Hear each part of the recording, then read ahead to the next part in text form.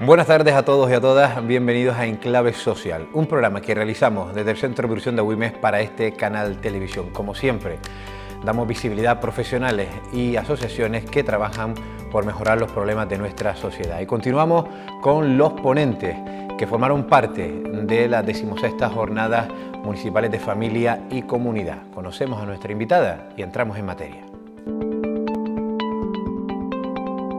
Ha sido descrita como una de las actuales líderes en España y Latinoamérica dentro de la denominada revolución educativa.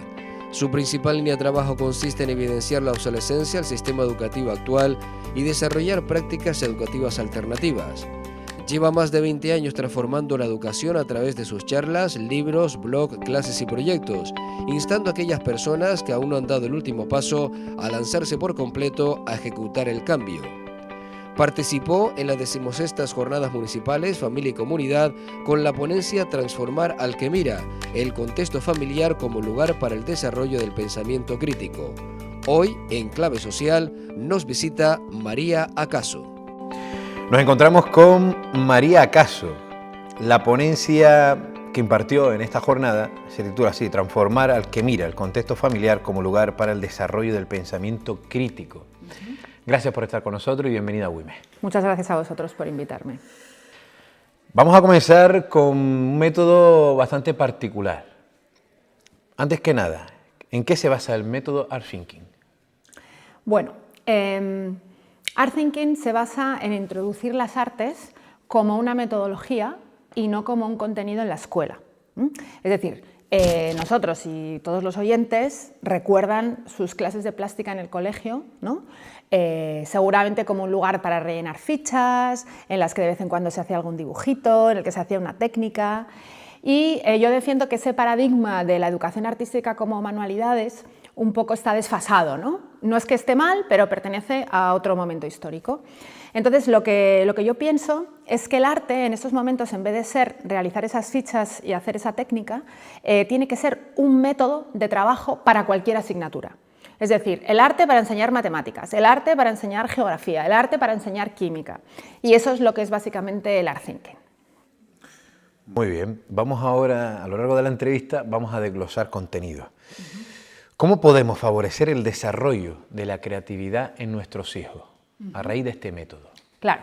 Bueno, el arte, o sea, ¿por qué me empeño yo tanto en el arte? ¿Qué es lo que tiene el arte que no tienen otros procedimientos para trabajar tanto en la escuela, como en la universidad, como en casa? Bueno, pues el arte incorpora 4 cosas básicas que no tienen otros procedimientos. Por ejemplo, el arte incorpora algo que es el pensamiento divergente, ¿no? Es un tipo de pensamiento que en vez de ir a un solo punto y ser lineal, es multidireccional y más bien es como que se conecta con lo demás, ¿no? Entonces, ese es un tipo de pensamiento que nuestros niños y niñas van a necesitar sí o sí en el siglo que se avecina. Mientras que la escuela ha trabajado durante mucho tiempo con el pensamiento lógico, en el futuro, en el que, esto hay que decirlo, muchos robots van a acabar haciendo lo que ahora están haciendo profesionalmente muchas personas, tenemos que educar a esos niños y a esas niñas en aquellas cosas que los robots no pueden hacer. Y una de las cosas que no puede hacer un robot es tener pensamiento divergente y pensamiento creativo. Por lo tanto, esta es una de las razones por las que hay que incluir el arte en la escuela. Además, el arte incorpora algo que es para mí muy importante, que es todo lo que tiene que ver con la experiencia estética y con el placer, que es algo que se ha perdido también en la educación, ¿no? Tú preguntas a un niño de quinto de primaria si quiere ir al colegio y hay un tanto por ciento muy grande que te dice que no quiere ir, porque ahora mismo vinculamos educación con aburrimiento, porque las metodologías que se están implementando en las aulas no tienen que ver con el placer. Si además le sumamos los deberes ya la cosa se complica mucho y al final lo que estamos consiguiendo es que nuestros niños odien aprender. Se atrofien y no quieran saber nada de aprender y de estudiar. Entonces, lo que nosotros decimos es que a través del arte se devuelve ese placer, ¿no?, por el conocimiento. Un tercer punto del Art Thinking es que todo esto se hace de manera colaborativa y por proyectos. Es decir, la inteligencia social se aprende mucho más cuando trabajas con otros que cuando trabajas solo de manera individual. Y además, como último punto del Art Thinking, nosotras defendemos que el arte, que las clases pueden ser también una experiencia artística, ¿no? Nosotros decimos que un profesor o sus estudiantes son artistas también. Y entonces esta idea de que la construcción de una clase es una experiencia artística es algo también muy motivador para alumnos y profesores. ¿Qué papel ocupa el arte en nuestro sistema educativo? Bueno, pues el arte en nuestro papel educativo cumple un papel cero. Desgraciadamente, la LOMCE, la última ley educativa, desde mi punto de vista, hizo una aberración, que es convirtió la asignatura de artes en primaria en una asignatura optativa, cuando antes era obligatoria. Y esto es un drama, porque en todos los países que están muy avanzados en educación, véase Finlandia, véase Colombia, véase Australia, han utilizado cada vez más las artes, porque los estudiosos sabemos que las artes crean esas competencias que se necesitan para el siglo XXI. Y resulta que en España cogemos y las quitamos del currículum. Entonces, lo que estamos haciendo es algo atroz, porque estamos invalidando nuestra sociedad como una sociedad creativa.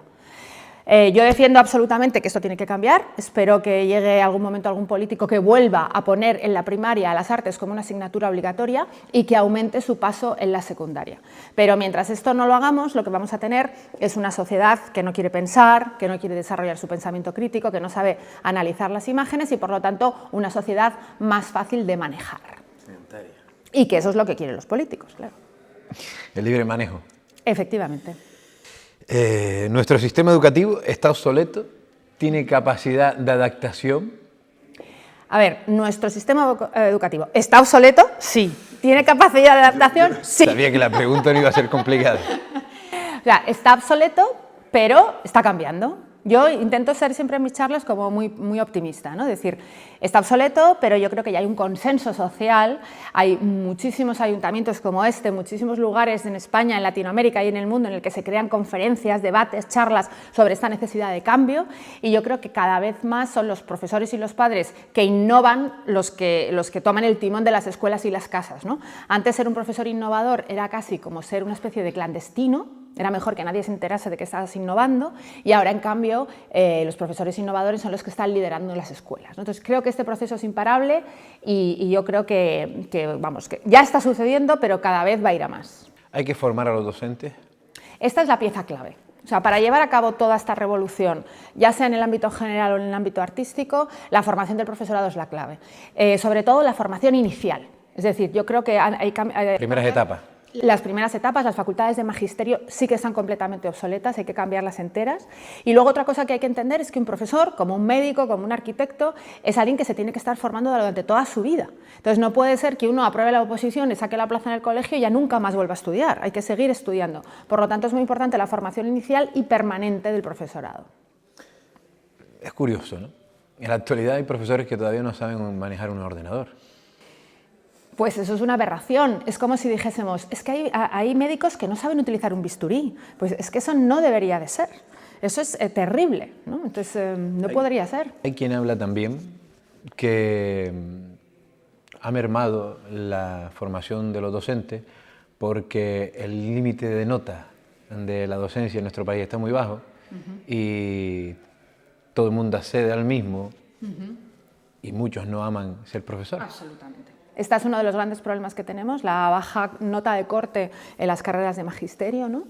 A mí me parece, cuando hay muchas veces que se le pregunta en la televisión, en diferentes sitios a la gente que va a magisterio, ¿y por qué haces magisterio? Y entonces te dicen, porque me gustan los niños. Y entonces dices, ¡qué horror! O sea, es que eso no puede ser la definición de por qué lo que tienes que hacer magisterio. Tienes que hacer magisterio porque quieres cambiar la sociedad, porque quieres llevar a cabo una reforma política, social, ¿no? Claro, y estamos hablando de medicina, educación, estamos hablando de pilares importantísimos. Pilares importantísimos. Mientras Finlandia a sus mejores alumnos, a los mejores expedientes, lo destinen a la educación, aquí bajamos el corte de nota para que aquellos que no llegan, vamos a hacer magisterio.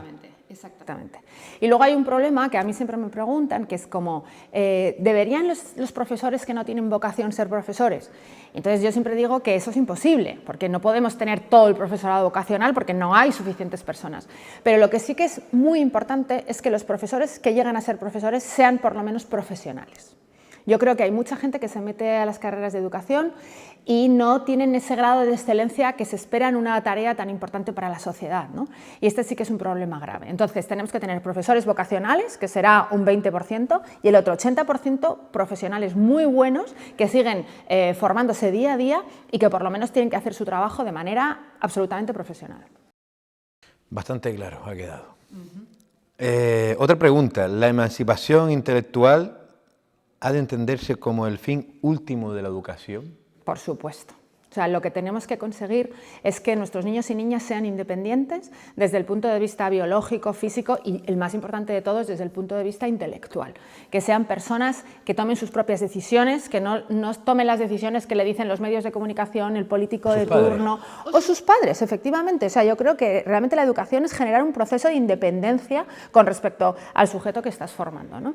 En ese sentido es lo opuesto a la Guerra de las Galaxias, donde los Padawan siempre, ¿no?, tienen esa reverencia y siempre siguen conectados con los Jedi. No, lo que hay que hacer es que los Padawan superen a los Jedi. Podría traer muchas frases a esta entrevista, pero me quedo con esta. El único camino para llegar al conocimiento es a través de la curiosidad y el deseo de pensar. Efectivamente. Lo decía también la semana pasada a Francisco Mora. Efectivamente. Efectivamente. La curiosidad es esa vía súper importante para llegar al deseo de pensar, el deseo de reflexionar, el deseo de no tragarte lo primero que te dicen, el deseo de ser independiente, el deseo de que aparezca un anuncio de no sé qué cosa y tú no sigas esa fuerza de deseo capitalista que te imponen. Que te imponen y que además ni siquiera es tuya, pero que al final los medios de comunicación te llevan a ese lugar, ¿no? Creo que en este momento histórico donde tenemos tantas imágenes a nuestro alrededor y donde la fuerza de los medios de comunicación de masas y las redes sociales es tan importante, es cuando más importante es un pensamiento crítico y especialmente el pensamiento crítico visual, que es uno de los elementos clave de la educación artística. Estamos entrando en la recta final. Podemos estar aquí horas hablando de esto y aprendiendo mucho. Yo, desde el punto de vista, como si usted fuera a vender algo, ¿cómo le explicaría a un profesor, a unos padres y a unos políticos que tiene en su mano una revolución educativa a través del arte y que es fiable? Bueno, creo que lo que le diría a los profesores y a los padres sería diferente de lo que le diría al político. Lo que le diría... Si quiere ir a los profesores primero. Sí, bueno, a los profesores y a los padres más o menos lo mismo, porque al fin y al cabo los profesores y los padres forman ese corpus de profesionales que realmente quieren lo mejor para quienes se están formando, y ahí diría que claramente que las artes son el elemento para hacer esa revolución educativa que es necesaria a los años venideros. Es decir, que las artes tienen que dejar de ser ese elemento periférico, la María, la asignatura que no sirve para nada, para convertirse en un centro de la educación, porque eso es lo que van a necesitar niños y niñas en el futuro. Para el político lo haría desde otro punto de vista, porque si le digo eso van a decir, es que esto no me interesa, porque lo que yo quiero es tener borregos y borregas, entonces por lo tanto no quiero usar el arte, ¿no? Claro, el agua. Entonces yo al político lo que haría sería darle otra consigna, decirle, mediante las artes, nuestros estudiantes, nuestros niños y niñas van a ser más efectivos, van a ser profesionales más exitosos, van a crear productos más interesantes que los de otros países, y por esta es una razón buena de que las artes vuelvan al currículum central, ¿no? Pero realmente lo que yo creo es lo que les diría a los padres y a los profesores. También es verdad que lo que le diría al político es cierto, porque al fin y al cabo las artes crean además esa creatividad, pero a mí no me interesan las artes como un valor instrumental para que la sociedad y que sobre todo el capital o la economía vaya mejor, sino para que la gente desarrolle el pensamiento crítico, ¿no? Por eso creo que es tan diferente lo que les diría a unos de los que diría a otros. María Caso, ha sido un placer. Yo también, para mí también. Tratar estos temas tan importantes y claro, todas las personas que han pasado por las jornadas no se tienen todos los días, no. Y tampoco se pueden entrevistar todos los días. Así que para mí ha sido un auténtico placer, he aprendido mucho y por supuesto aquellas personas que están al otro lado seguramente que también. Y como les digo siempre a los invitados, si hemos hecho reflexionar a alguna persona, ya hemos conseguido nuestro objetivo, objetivo. ¿verdad? Totalmente de acuerdo. Mucha suerte en lo personal y en lo profesional. Y personas como ustedes, que dedican, yo creo que el 100% de su día a estudiar, a ser estudiosos, a solucionar los problemas de nuestra sociedad. Herramienta importante. Muchas gracias. Gracias también a todos ustedes por estar con nosotros. Nos encontramos dentro de 7 días aquí en Enclave Social. Recuerden, un programa donde le damos visibilidad a esos profesionales y asociaciones colectivos que solucionan los problemas de nuestra sociedad. María Caso nos enseñó que la familia es el pilar fundamental para una revolución educativa y que el único camino para llegar al conocimiento es a través de la curiosidad y el deseo de pensar.